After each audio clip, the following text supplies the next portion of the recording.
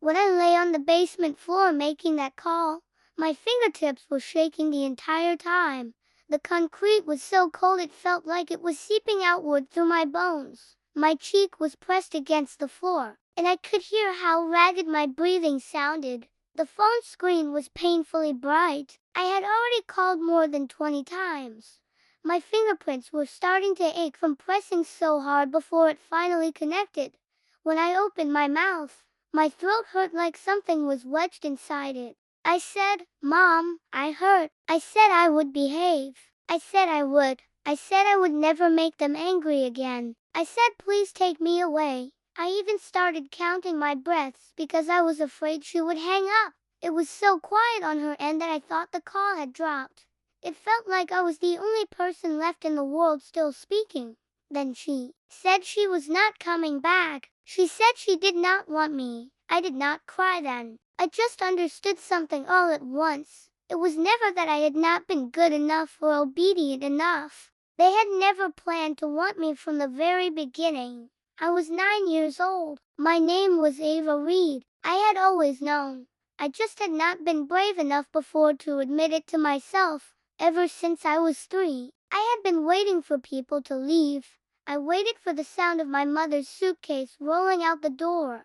I waited for that sound to disappear completely. When I was 5, my brother poured chili water into my mouth. Tears kept running down my face, but I smiled and said it tasted good, as long as I did not cry. They laughed, and they liked that. They liked the version of me that obeyed without making trouble. They left me at the kindergarten gate and said they would be back later. I waited until dark, until all the lights were turned off. I sat there alone on the steps. They came the next day. Sometimes they blocked the bathroom door and made me hold it. They watched me pacing outside and looked at each other while laughing. They brought their friends over and made me stand in the middle. No one was allowed to let me move. If someone touched me, they laughed. The longer I stood there, the happier they seemed. I always thought if I could just be a little better, things would change. That illusion lasted until the day it rained. The wind in Chicago was freezing, and the rain hit my face like needles. My shoes were soaked through, and my wet socks clung to my feet. My brother told me to wait outside the mall, so I stayed there. I waited from evening until morning because I was too afraid to leave. Strangers told me to go inside and get out of the rain. I shook my head and told them good children were the ones who were loved. I had really believed that. I believed it with everything I had. Later the housekeeper found me and said my father had looked all night.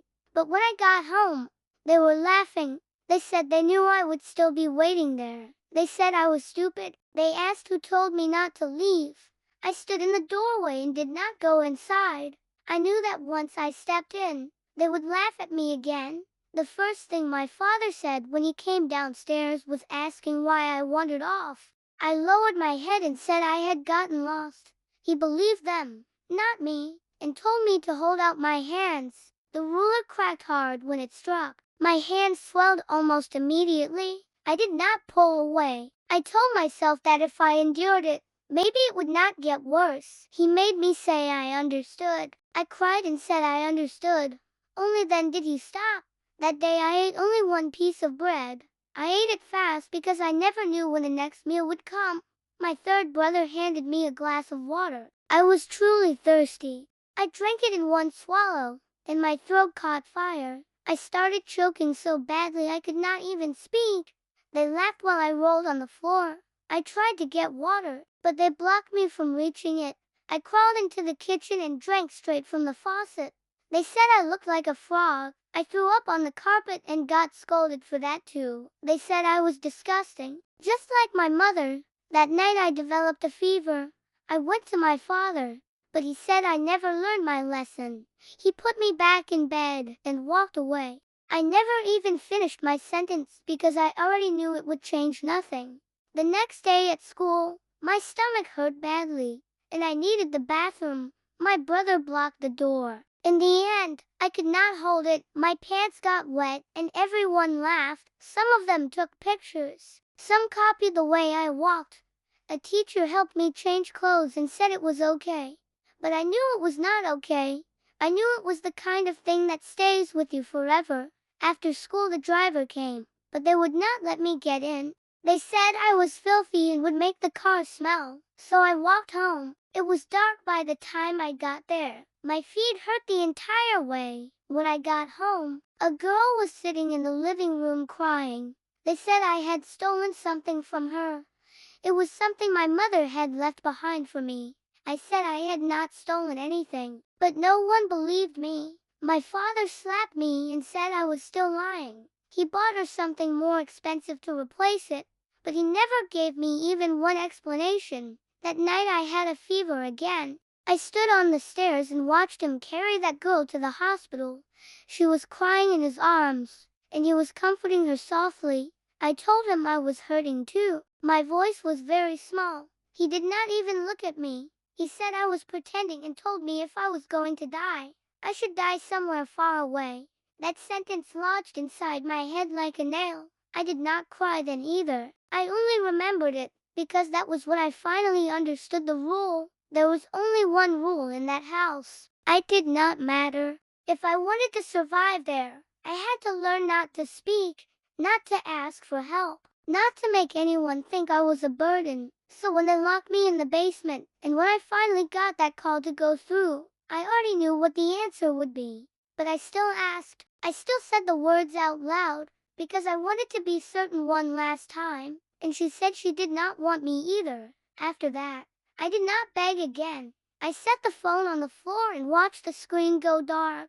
I did not cry. I just lay there listening. I heard them laughing upstairs. I heard footsteps crossing above me. No one came down. I told myself not to make a sound, not to let them hear me, because if I stayed quiet, maybe it would not get worse. Later I woke up in a hospital room. The lights were harsh and white, and they hurt my eyes. My father was sitting beside the bed with red eyes. He said he was sorry. He asked if I could forgive him. His voice was low, like he was begging for something. I looked at him and did not nod, and I did not shake my head, because by then I had learned another rule too. If I did not respond, I could not be hurt. After that they started treating me kindly. They bought me clothes. They bought me toys. They said they wanted to make up for everything. They said things would be different from now on. But every time I saw them, I felt sick. My body pulled back on its own. I never said a word. The doctor said I was not mute. He said I simply did not want to speak. I knew it was not an illness. It was the way I had learned to stay alive. Later they took me to the airport, and I saw her standing there. I ran toward her and cried. That was the first time I made a sound again. I said you did not want me. She held me and said she was sorry. She said she would take me away with her. But I already knew that was only another version of the same rule. When she took me away, I never looked back, because by then I understood something even deeper. Their regret was not love. They regretted me only after I had learned what they taught me. I learned not to ask for help. I learned not to trust anyone. I learned how to stay quiet while someone else was suffering. And the thing that frightens me most is this: when I heard my own voice disappearing in that basement, part of me felt safer that way. So now, whenever someone cries and begs me to help them, I freeze. I think about that day. I think about those words, die somewhere far away. I think about how if I speak, I become the one abandoned. So I do nothing. I only stand there and watch, the same way they stood there and watched me. I know it is wrong, but those are the rules they left behind, and I have already become the rule itself.